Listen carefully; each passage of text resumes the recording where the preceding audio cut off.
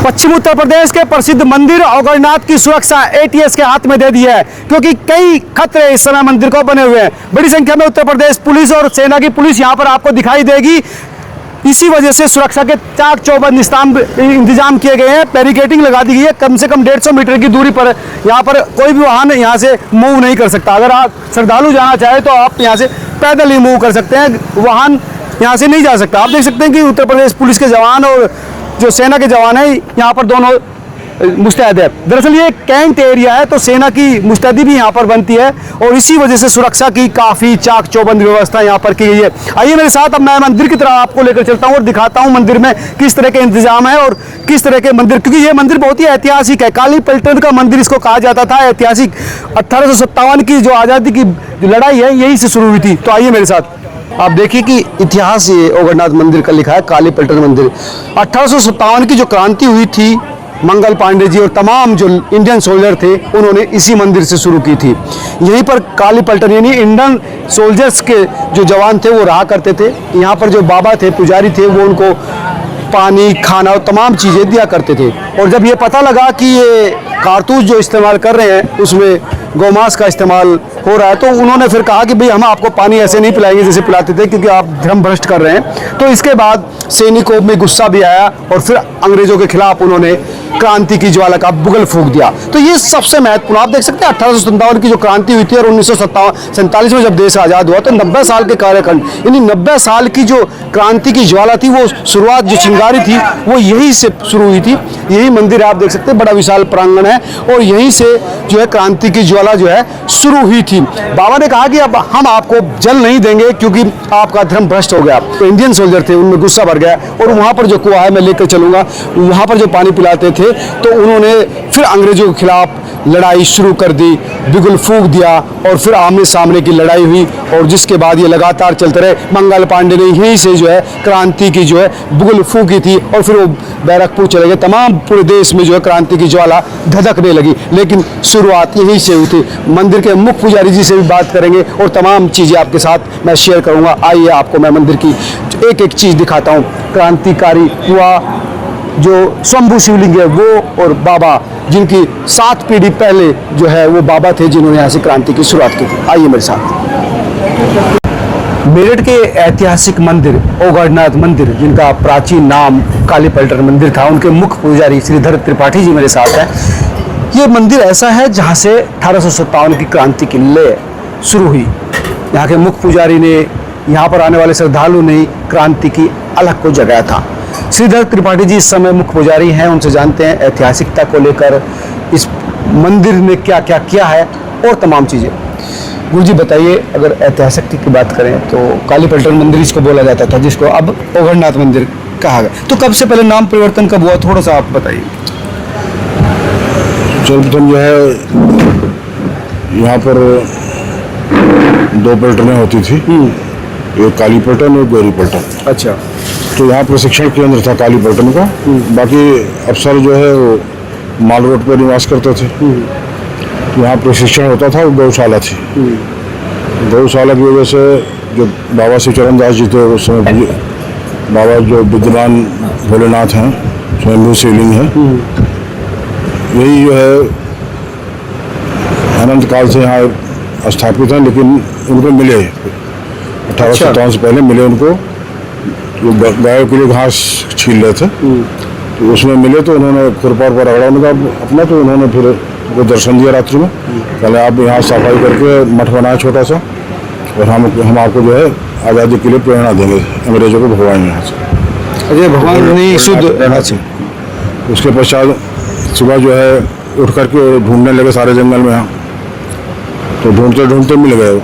फिर वहाँ साफ़ सफाई करके फौजियों को बताया, उन्होंने साफ़ सफाई करके पूजा अर्चना शुरू कर दी वहाँ।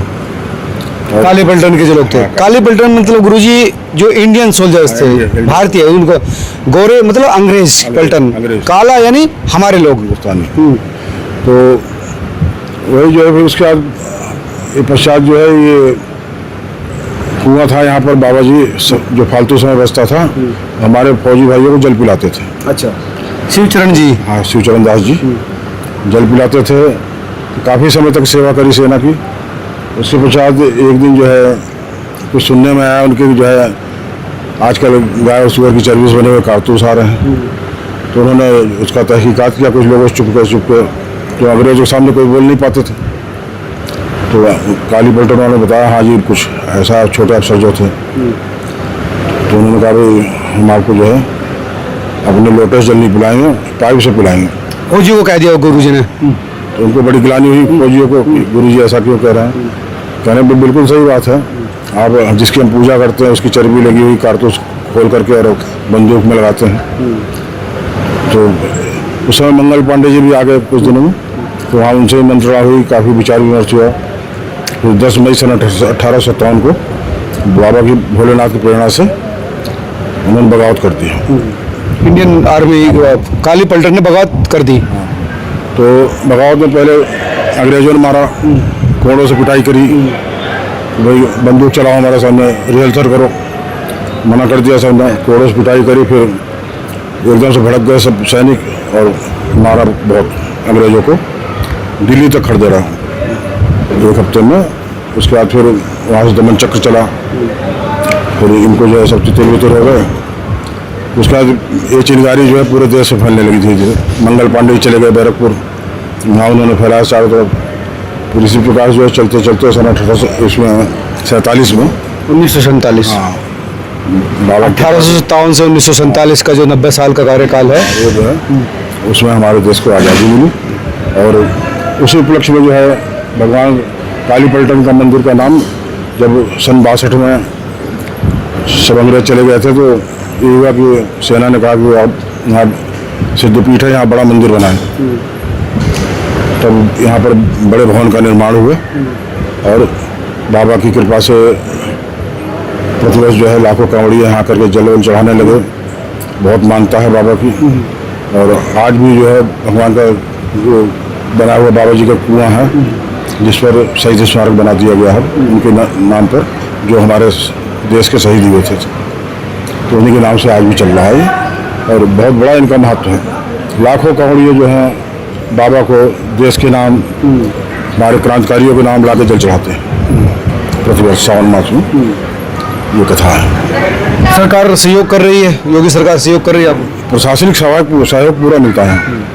योगी जी कई बार आए हैं, तो किसी प्रकार से खुद भी सचिव को भेजते हैं या DIG को भेजते हैं, आगे ADG भी हैं। अच्छा।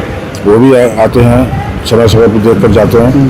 कोई किसी को कोई दिक्कत ना हो, कोई परेशानी ना हो, किसी भक्त को कांवड़ियों को पूरी व्यवस्था बना रखी है बहुत सुंदर। योगी जी का कार्य जो है बहुत ही सुंदर है। जितना उनका बड़ाई की जाए उतना ही कम है। वो तो हमारे उत्थान के लिए जो हम जब गए थे एकदम कुचल गए थे, उन्होंने उठाने का काम किया है।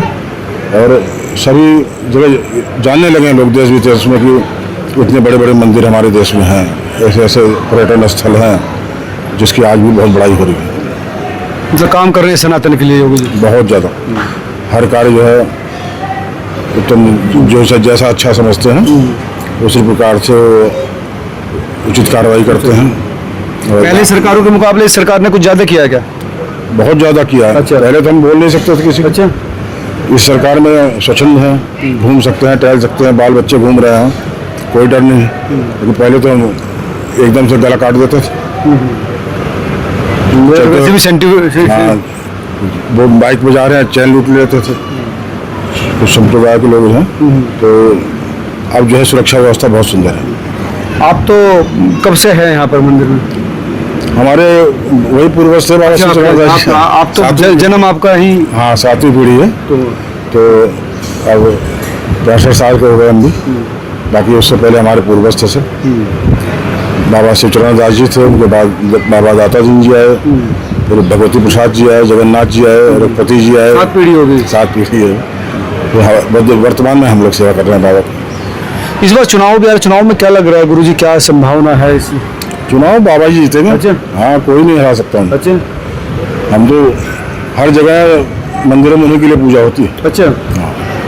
और इसी तरह से देश को आगे बढ़ाएं और देश प्रगति करे, उन्नति करे, यही हमारी बहुत आशीर्वाद और कामना रहती है। ये मंदिर में चंदा चोरी का जो मामला है उसका क्या असर पड़ेगा हिंदुओं पर कुछ? नहीं, कोई असर नहीं पड़ेगा इसका, क्योंकि ये सब अफवाह फैलाई जा रही है।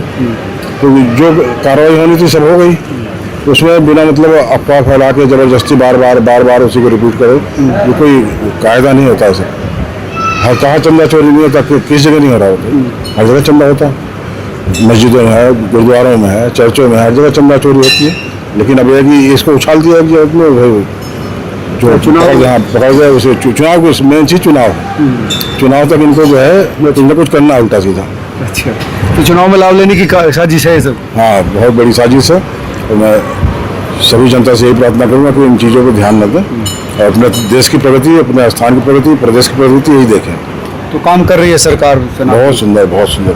बाबा को आशीर्वाद दें, उनको तरक्की दें उनको को। और तो ऐतिहासिक रूप से अगर देखें तो देश की आज़ादी में महत्वपूर्ण स्तंभ ये मंदिर रहा, मुख्य स्थान यही रहा। मतलब पहली चिंगारी आप कह सकते हैं। वैसे पूरा मेरठ ही रहा शामिल चिंगारी में, लेकिन मुख्य स्थान यही था जहाँ से भी शुरुआत हुई।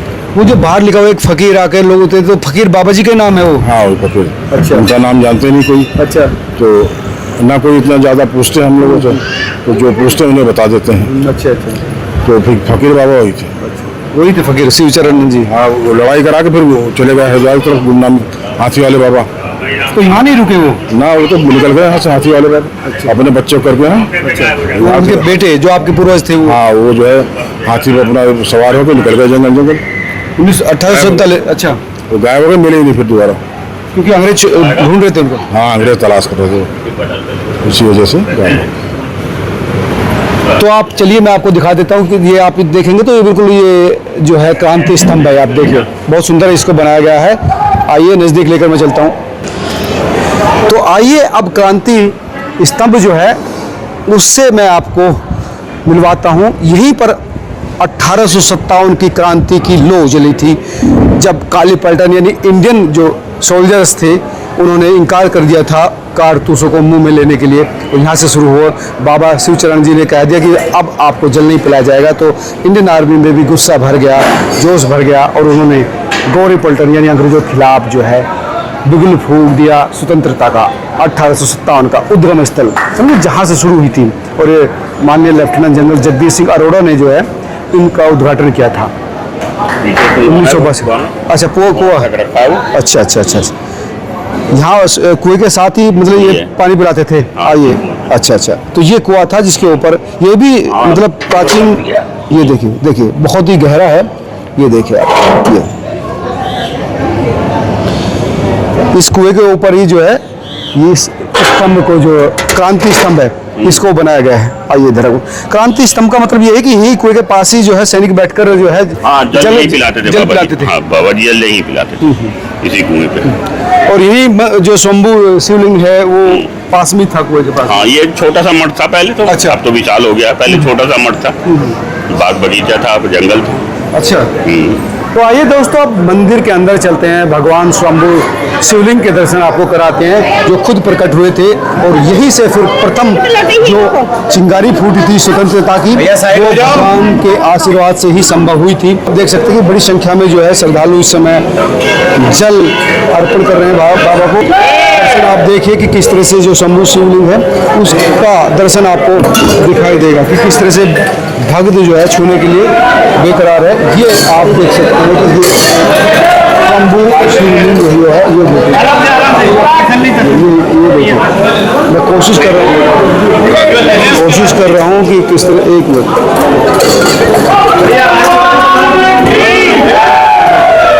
भगवान शिवलिंग की जो शंभू है और इधर आप विशाल जो मूर्ति भगवान शिव माँ पार्वती की विशाल मूर्ति आप यहाँ देख सकते हैं। और इधर देखिए कितने जोश और श्रद्धा से जो है भक्त जो है आपको देखिए। ये है श्रद्धा, भगवान के प्रति श्रद्धा। तमाम लोग जो है शासन में आते हुए दिखाई देंगे।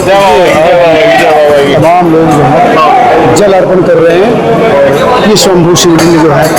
और सबसे महत्वपूर्ण बात यह है दोस्तों कि इसी मंदिर से आज़ादी की चिंगारी फूटी थी। काली पलटन का मंदिर कहा जाता था, यानी भारतीय जो सैनिक थे यहाँ पर रहा करते थे। गौरी पलटन यानी अंग्रेजों की सैनिक के खिलाफ जब बुगुल फूका था, यहीं से फूका था। यही है शंभू शिवलिंग और यही पास में जो है वो हुआ था। यहीं से जो सैनिकों ने विद्रोह किया था अंग्रेजों के खिलाफ, तमाम इंडियन लोगों ने ये कह दिया था कि अब ना तो कारतूस इस्तेमाल करेंगे और ना ही देश हित में रहने देंगे। तो मंदिरों में सिर्फ धर्म की शिक्षा नहीं थी बल्कि देश की रक्षा की भी सीख थी और यहीं से आज़ादी की चिंगारी शुरू हुई थी और जिसने पूरे देश को स्वतंत्र करा है। तो मंदिरों में धर्म रक्षा के साथ साथ देश रक्षा की शिक्षा दी जाती थी और इसी वजह से आज हम आप और ये देश सुरक्षित है। अगर वीडियो अच्छी लगी तो जरूर से कीजिए, कमेंट करके बताइए कि कैसे हमारा देश इसी तरह से सुरक्षित रहे और आगे बढ़े। जय हिंद।